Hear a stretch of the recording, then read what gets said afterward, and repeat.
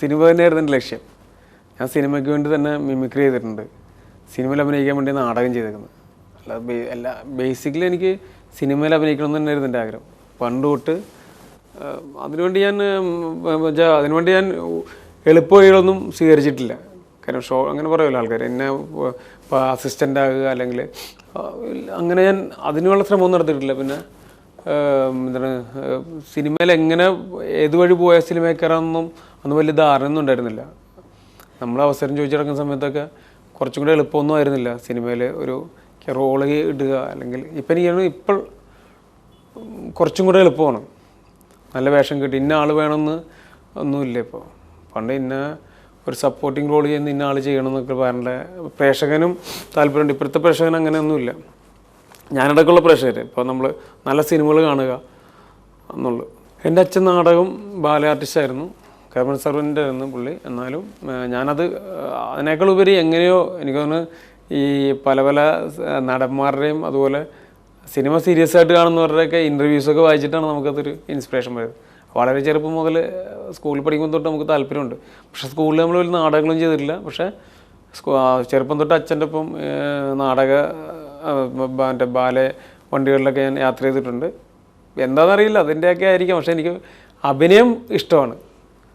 അഭിനയമാണ് ഞാൻ പറഞ്ഞില്ല, നമ്മളൊരു സിനിമാ നടൻ എന്നുള്ളതിലുപരി എനിക്ക് അഭിനയിക്കണം എന്നുള്ള താല്പര്യമായിരുന്നു. പിന്നെ നമ്മൾ എങ്ങനെ ചെയ്യുന്നു അതിൻ്റെ റിസൾട്ടാണല്ലോ ബാക്കി നമ്മളെ ആൾക്കാർ ഇഷ്ടപ്പെടുന്നതൊക്കെ. അല്ല എൻ്റെ വീട്ടിൽ സപ്പോർട്ടായിരുന്നു. പക്ഷേ മറ്റുള്ളവർക്ക് ശരിക്കും നമ്മൾ വീട്ടിൽ ചിലപ്പോൾ വലിയ പുലിയൊക്കെ ആയിരിക്കും.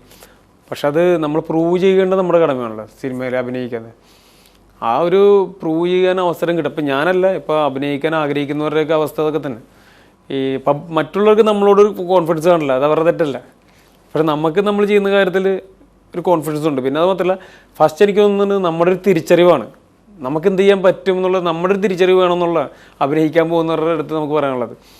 അല്ലാതെ നമ്മൾ ചിലപ്പോൾ എല്ലാവർക്കും ഉണ്ട് അഭിനയിക്കാൻ ആഗ്രഹമുണ്ട്, ചിലർക്ക് പാടാൻ ആഗ്രഹമുണ്ട്, പിന്നെ പല സംവിധാനം ചെയ്യണം എന്നൊക്കെ പറയും. പക്ഷേ ഇതിനൊക്കെ നമുക്ക് പറ്റുമോ എന്നുള്ളത് നമ്മുടെ ഒരു തിരിച്ചറിവുണ്ടല്ലോ, അതായിരിക്കാം കുറേ കൂടെ നമ്മുടെ ആത്മവിശ്വാസം കൂട്ടുന്നതൊക്കെ. അല്ല, ഞാൻ സിനിമയ്ക്ക് വളരെ വർഷങ്ങളായിട്ട് സിനിമയിൽ ചെറിയ മുഖം കാണിക്കാനും അവസരം ചോദിച്ച് നടക്കുന്ന വർഷങ്ങളായിട്ട് നടക്കുന്നുണ്ട്. ഏകദേശം എൻ്റെ ഒരു ഓർമ്മ എനിക്കൊരു 16-17 വർഷം കഴിഞ്ഞപ്പോൾ എനിക്കൊരു ചാൻസ് കിട്ടിയത് ശരിക്കും സിനിമയിൽ. 17ാമത്തെ വർഷമൊക്കെ ആയിരിക്കും സാഗർലേസ് ജാഗിയിൽ. കാര്യം ഞങ്ങളിപ്പോൾ സിനിമയിലുള്ള കുറേ ആളുകൾ ഇപ്പോൾ ഞാൻ പറയാം, ഇപ്പം മെയിൻ ചെയ്യുന്ന എല്ലാവരും എനിക്ക് സിനിമയ്ക്ക് മുമ്പ് ഞങ്ങൾക്ക് എല്ലാവർക്കും അങ്ങോട്ടും പരിചയമുണ്ട്. ഇപ്പോൾ വിനയ് ഫോർട്ടിന് പരിചയമുണ്ടായിരുന്നു, മറ്റേ സിജു വിൽസൺ, ഷറഫ്, ഇപ്പം ഞാൻ പറയുന്നവർ അല്ലാത്ത കുറേ ആളുകളുണ്ട്, നന്ദനുണ്ണി, അങ്ങനെ സിനിമയിൽ ഇപ്പോൾ ഉള്ള ആൾക്കാരൊക്കെ സ്ട്രഗിൾ ചെയ്ത് വന്ന ആൾക്കാരാണ്. അപ്പോൾ അങ്ങനെ കേരളത്തിൽ നടക്കുന്ന എല്ലാ ഓഡീഷനും ഞങ്ങളൊക്കെ അറ്റൻഡ് ചെയ്യുമായിരുന്നു ഒരു വിധം. ഇപ്പോൾ തിരുവനന്തപുരത്തായാലും കോഴിക്കോടായാലും അറ്റൻഡ് ചെയ്യാത്ത ഓഡീഷൻസ് ഒന്നുമില്ല. അങ്ങനെ അപ്പോൾ നമുക്കറിയാം, നമ്മൾ ഓഡീഷൻ അറ്റൻഡ് ചെയ്യുമ്പോഴും നമുക്ക് ഈ ഓഡീഷൻ വഴി ഞാൻ രക്ഷപ്പെടും എന്നുള്ള ധാരണയൊന്നുമില്ല. നമ്മുടെ ജോലി ഇപ്പം നമ്മൾ അറ്റൻഡ് ചെയ്യാണ്ടിരുന്നുകൊണ്ട് നമുക്ക് നഷ്ടപ്പെടാൻ പാടില്ലല്ലോ എന്ന് വെച്ച് നമ്മൾ അറ്റൻഡ് ചെയ്യുക. അത് ചിലപ്പോൾ അതിൻ്റെ റിസൾട്ടൊന്നും നമ്മൾ ചോദിക്കുകയൊന്നും ശ്രദ്ധിക്കാറില്ല. അടുത്ത സ്ഥലത്തേക്ക് പോകുക. നമ്മൾ ഒരു ഓഡീഷൻ കഴിഞ്ഞിറങ്ങി ഒരു ദിവസം 3-4 ഓഡീഷനൊക്കെ ചെയ്യും. അപ്പോൾ ഓഡീഷൻ കഴിഞ്ഞിറങ്ങി അടുത്ത സ്ഥലത്തേക്ക് നമ്മൾ പോകും. അല്ല അതിൻ്റെ റിസൾട്ട് അറിയാൻ വേണ്ടിയൊന്നുമില്ല. നമ്മുടെ ജോലി പോലെ കേൾക്കുക. പിന്നെ നമുക്ക് ചെല്ലുമ്പോൾ അറിയാൻ പറ്റും അത് ജെന്യുവിനാണ് അല്ലേന്ന്. ഫസ്റ്റ് അറ്റൻഡ് ചെയ്യുമ്പോൾ അറിയാൻ പറ്റും. അതൊരു എക്സ്പീരിയൻസ് ആയി. പിന്നെ അങ്ങനെ കളിയാക്കി എന്നെയൊക്കെ വിളിക്കുന്ന ഓഡീഷൻ്റെ പ്രസിഡന്റ് എന്നൊക്കെ അറിയപ്പെടുമായിരുന്നു അന്നൊക്കെ. കാര്യം അന്ന് ഇപ്പോൾ മലർവാടി ഓഡീഷൻ നടന്ന് അതെനിക്ക് ആ ഓഡീഷൻ മാത്രമല്ല എനിക്ക് അറ്റൻഡ് ചെയ്യാൻ പറ്റാത്തത്. പിന്നെ അങ്ങനെ അത്യാവശ്യം എല്ലാ ഓഡീഷനിലും ഇപ്പോൾ സിനിമയിലുള്ള കുറേ ആളുകളെ ഞങ്ങൾക്ക് ഓഡീഷൻ മുഖേനയുള്ള പരിചയമുള്ള ആൾക്കാരുണ്ട്. ഇല്ല, നമ്മൾ അഭിനയിക്കുന്ന ഞാൻ പറഞ്ഞില്ലേ, നമ്മുടെ തിരിച്ചറിവുണ്ടല്ലോ, അത് ഞാൻ ഓവർ കോൺഫിഡൻസ് അല്ല, എനിക്ക് ചെയ്യാൻ പറ്റുമെന്നൊരു വിശ്വാസമുണ്ട്. ഞാനിപ്പോൾ പറയുന്നത് നമ്മുടെ ജോലി ഇതാണെന്നുള്ള തീരുമാനം, അതിപ്പോൾ നമ്മൾ എത്താതിരിക്കത്തെ പിന്നത്തെ റിസൾട്ടാണ്. സിനിമ രക്ഷപ്പെടാനുള്ളൊരു മേഖലയല്ല ഒന്നാമത്തെ കാര്യം. സിനിമ എന്നല്ല, അഭിനയം അല്ലെങ്കിൽ സിനിമ രക്ഷപ്പെടാൻ. പക്ഷെ നമ്മൾ ചെയ്യുന്നതിൻ്റെ റിസൾട്ടാണ് നമ്മൾ നാളെ രക്ഷപ്പെടുകയില്ല. അതിന് വഴിക്കിടുക. അല്ലാതെ നമുക്ക് നാളെ വൈറ്റില ജംഗ്ഷനിൽ നമ്മുടെ ഫ്ലെക്സ് വരണമെന്നുള്ള സ്വപ്നമൊന്നുമില്ല നമുക്ക്. അത് നമ്മൾ ചെയ്യുന്ന ക്യാരക്ടർ എങ്ങനെ നന്നായിട്ട് ചെയ്താൽ അതൊക്കെ വരാം, അല്ലേ? അതായിരിക്കാം അതിൻ്റെ ഒരു റിസൾട്ട്. അല്ലാതെ നമ്മളിപ്പോൾ വേറെ ഭയങ്കര എല്ലാ ജോലിയും കഷ്ടപ്പാടാണ്, വെയിലത്തൂടെ പോകണം, മറ്റേതങ്ങനെയാണ്, ഇതാകുമ്പോൾ പെട്ടെന്ന് അങ്ങനെയൊന്നുമില്ല. ഇത് നമ്മൾ നന്നായിട്ട് ജോലി എടുത്തു കഴിഞ്ഞാൽ എല്ലാ ജോലിയും പോലെ തന്നെ നന്നായിട്ട് ചെയ്ത് കഴിഞ്ഞാൽ നല്ല റിസൾട്ട് വരും. ആ റിസൾട്ടാണ് നമുക്ക് സാമ്പത്തികമായാലും നമുക്ക് അടുത്ത വർക്ക് കിട്ടുന്നതും നമ്മളെ ഇപ്പോൾ ചാനൽ ഇൻ്റർവ്യൂവിന് വിളിക്കുന്നതും എന്നെയൊക്കെ ഇപ്പോൾ ഈ അടുത്താണ് ഈ ചാനലുകാരൊക്കെ വിളിക്കാൻ തുടങ്ങിയത്.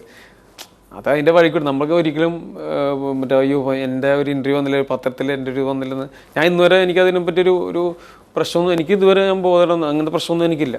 അല്ല അതിൻ്റെ അതുപോലെ ഒരു ഓഡീഷന് പോയതാണ്. അപ്പോൾ അത് ഓഡീഷൻ എന്ന് പറഞ്ഞാൽ ഞങ്ങളുടെ നാടക സുഹൃത്തുണ്ട് ഗോപാൽജി എന്ന് പറഞ്ഞിട്ട്, ഇരുമ്പനം ഗോപാൽജി, പുള്ളിയെ പറഞ്ഞിട്ട് പോയതാണ്. ഞാൻ ഇങ്ങനെ ഓഡീഷന് പോയി. ഞാനും ഞങ്ങൾക്കൊരു ചെറിയ ഗ്രൂപ്പ് ഉണ്ടായിരുന്നു നാടകത്തിൻ്റെ, ക്രിയേറ്റീവ് തിയേറ്റർ ഗ്രൂപ്പ് എന്ന് പറഞ്ഞിട്ട് ഞങ്ങളെല്ലാവരും പോയി. അപ്പോൾ ആ ഗ്രൂപ്പിൽ എന്നെ സെലക്ട് ചെയ്യുന്നവർ വിളിച്ചു. ഞാൻ ഞെട്ടിപ്പോയി സത്യം പറഞ്ഞാൽ. ഒരു അമൽ നീരദിൻ്റെ പടത്തിൽ തലേദിവസം വിളിക്കുന്നു, കോസ്റ്റ്യൂമറൊക്കെ വിളിക്കുക, നിങ്ങളുടെ അളവ് എത്രയാണെന്ന് ചോദിച്ച് വിളിച്ചു, നിങ്ങൾ സെലക്ട് ചെയ്തെന്ന് പറഞ്ഞപ്പോൾ സത്യം പറഞ്ഞാൽ നമുക്ക് ആദ്യമായിട്ട് സിനിമയിലൊരു അവസരം കിട്ടുന്നതിൻ്റെ ഒരു ഇത് ആശ്ചര്യം, ഭയങ്കര ഇത്. നമ്മൾ രാവിലെ പോകുന്നു, ഒന്നുമില്ല, ഞാൻ ചെല്ലുമ്പോൾ കാണുന്ന വെച്ചാൽ ആ പടത്തിൽ ഞാൻ മാത്രമാണ് ഏറ്റവും ഫിസിക്കലി ചെറുത്. ബാക്കി എല്ലാവരും അപ്പോൾ ഞാൻ ചെയ്യുന്നത് ഒന്നിന് പക്ഷെ എന്നാലും നമുക്ക് ഒരു ഫീലിങ്സ് പ്രശ്നമൊന്നുമില്ല അതിനകത്ത് അങ്ങനെ ചെന്നുകൊണ്ടൊന്നും.